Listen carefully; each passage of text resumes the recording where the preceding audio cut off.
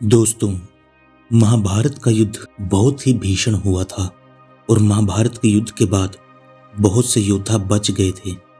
उसमें से 18 प्रमुख थे।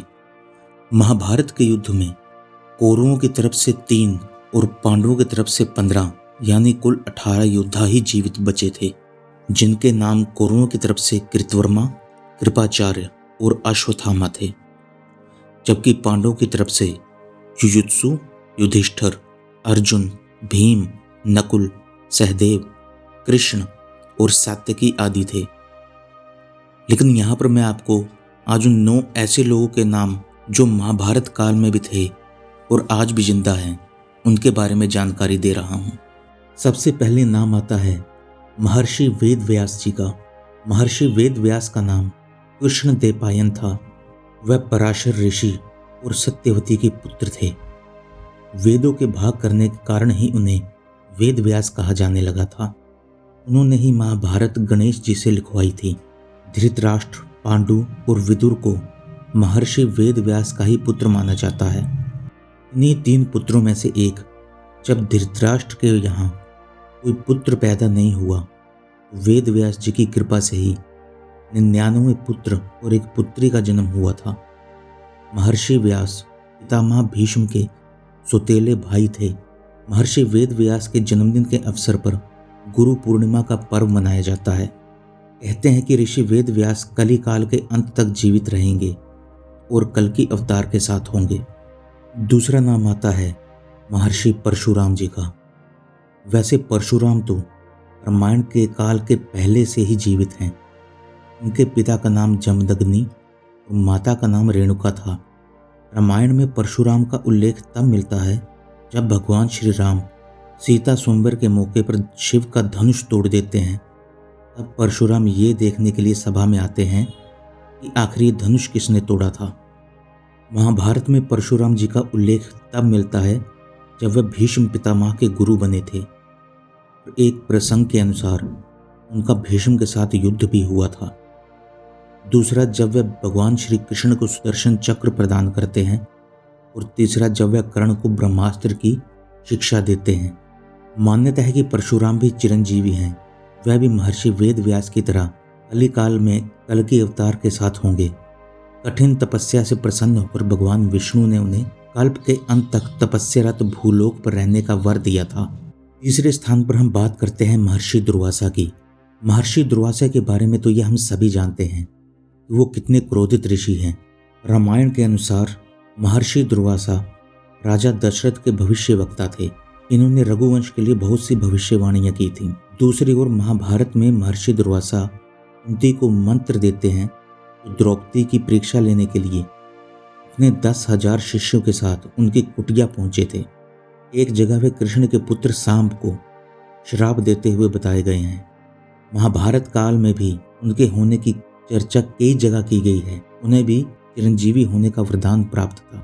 चौथे नंबर पर ऐसे योद्धा जिनकी उम्र परशुराम और हनुमान जी से भी ज्यादा लंबी थी, और वो हैं अग्निपुत्र जामवत जी, क्योंकि उनका जन्म सतयुग में राजा बलि के काल में हुआ था। जामवत त्रेता युग में राम के साथ और द्वापर युग में श्री कृष्ण के ससुर बने थे। भगवान श्री कृष्ण को संयमतक मणि के लिए जामवत जी के साथ युद्ध करना पड़ा था। और जब श्री कृष्ण युद्ध में जीत रहे थे, जामवत जी को आश्चर्य हुआ तो उन्होंने अपने प्रभु श्री राम को पुकारा। उनकी पुकार सुनकर श्री कृष्ण जी को अपने राम स्वरूप में आना पड़ा। तब जामवत जी ने समर्पण कर अपनी भूल स्वीकारी और मणि भी उन्हें दी और श्री कृष्ण से निवेदन किया कि आप मेरी पुत्री जामवंती से विवाह करें। जामवंती और कृष्ण के संयोग से ही महाप्रतापी पुत्र का जन्म हुआ, जिनका नाम सांब रखा गया। और इसी सांब के कारण कृष्ण कुल का नाश हो गया था। इस लिस्ट में अगले जो चिरंजीवी हैं वो सर्वशक्तिशाली और भक्तों के कृपालु श्री हनुमान जी थे। और इनके कारण ही राम और रावण युद्ध में श्री राम जी ने विजय श्री को प्राप्त किया था। उनका प्रताप तो चारों युगों में है। वह त्रेता युग में श्री राम के समय भी थे, द्वापर में श्री कृष्ण के समय भी। बहुत कम लोग ये जानते होंगे महाभारत के युद्ध में श्री हनुमान जी के कारण ही पांडवों को विजय मिली थी। अर्जुन और श्री कृष्ण को उन्होंने उनकी रक्षा का वचन दिया था। तभी वो उनके रथ में ध्वज पर विराजमान हुए थे। इससे पहले वह भीम का अभिमान को चूर चूर कर चुके थे। जब एक जंगल में भीम उनसे अपनी पूंछ हटाने के लिए कहते हैं तो हनुमान जी कहते हैं, अरे तू तो शक्तिशाली है, तू ही मेरी पूंछ हटा दे। लेकिन जब भीम अपनी सारी शक्ति लगाकर भी जब वह पूंछ को नहीं हटा पाते तो वो समझ जाते हैं कि ये कोई साधारण वानर नहीं बल्कि स्वयं हनुमान जी हैं। अगले चिरंजीवी जो रावण की पत्नी मंदोदरी के पिता अर्थात रावण के ससुर थे, देवताओं के शिल्पी विश्वकर्मा थे, असुरों के शिल्पी मायासुर थे। मायासुर ने रामायण काल में कई विशालकाय भवनों का निर्माण किया था। रामायण के उत्तराखंड के अनुसार मायासुर कश्यप ऋषि और उनकी पत्नी दिति के पुत्र थे। ज्योतिष, वास्तु और शिल्प के प्रकांड विद्वान थे। इसका मतलब है मायासुर सतयुग में भी था। मायासुर ने ही महाभारत में युधिष्ठिर के लिए सभा भवन का निर्माण करवाया था, जिसे देखकर दुर्योधन पांडवों से ईर्ष्या करने लगा था और कहीं न कहीं यही ईर्ष्या महाभारत में युद्ध का कारण बनी थी। मायासुर ने द्वारका नगरी के निर्माण में भी अहम भूमिका निभाई थी और अपने अद्भुत शिल्प शास्त्र के ज्ञान का परिचय दिया था। मायासुर आज भी जिंदा हैं।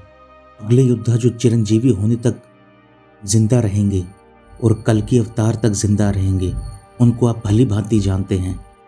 वो हैं द्रोणाचार्य के पुत्र और रुद्र के अवतार अश्वत्थामा। अश्वत्थामा को संपूर्ण महाभारत के युद्ध में कोई हरा नहीं सका था। हालांकि इसमें संदेह है अश्वत्थामा आज भी जिंदा है या नहीं, क्योंकि भगवान श्री कृष्ण ने उन्हें 3000 वर्षों तक सशरीर भटकने का श्राप दिया था। कुछ लोग भविष्य पुराण का हवाला देकर कहते हैं कि वह कलयुग के अंत में जब कल की अवतार होगा तो उनके साथ मिलकर धर्म के खिलाफ लड़ेंगे। ये अलग बात है कि शाप से मुक्त होने के बाद भी अश्वत्थामा अपनी इच्छा से जिंदा हूँ, क्योंकि इतने हजार वर्षों तक जिंदा रहने वाला सामान्य मनुष्य खुद की शक्ति से ही जिंदा रहना सीख जाता होगा, और वो तो अश्वत्थामा थे। अगले चिरंजीवी जो महाभारत के अनुसार कौरवों और पांडवों के कुल गुरु थे, वो थे कृपाचार्य। कृपाचार्य गौतम ऋषि के पुत्र और इनकी बहन का नाम था कृपि। कृपि का विवाह द्रोणाचार्य से हुआ था। कृपाचार्य अश्वत्थामा के मामा हैं। महाभारत युद्ध में कृपाचार्य ने भी पांडवों के विरुद्ध कौरवों का साथ दिया था। कृपाचार्य की गणना 7 चिरंजीवियों में की जाती है, जिनमें विभीषण और राजा बलि भी शामिल हैं। अंत में जो चिरंजीवी जो आज भी जिंदा हैं वो है भगवान शिव के परम भक्त ऋषि मार्कंडेय। इन्होंने शिवजी को तप करके प्रसन्न किया तो महामृत्युंजय मंत्र सिद्धि के कारण चिरंजीवी बन गए। मार्कंडेय ऋषि जी ने वनवास के दौरान युधिष्ठिर को रामायण सुनाकर धैर्य रखने की सलाह दी थी।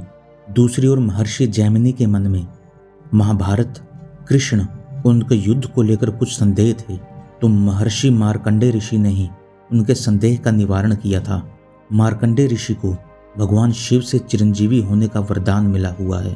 तो ये थे वो 9 योद्धा जो महाभारत काल से आज भी जीवित हैं। आशा करते हैं इस वीडियो में दी हुई जानकारी आपको अच्छी लगी होगी। जानकारी अच्छी लगे तो वीडियो को लाइक कीजिए, चैनल को सब्सक्राइब कीजिए। अगर आपके कोई सुझाव हैं तो कमेंट बॉक्स में हमें दीजिए। धन्यवाद।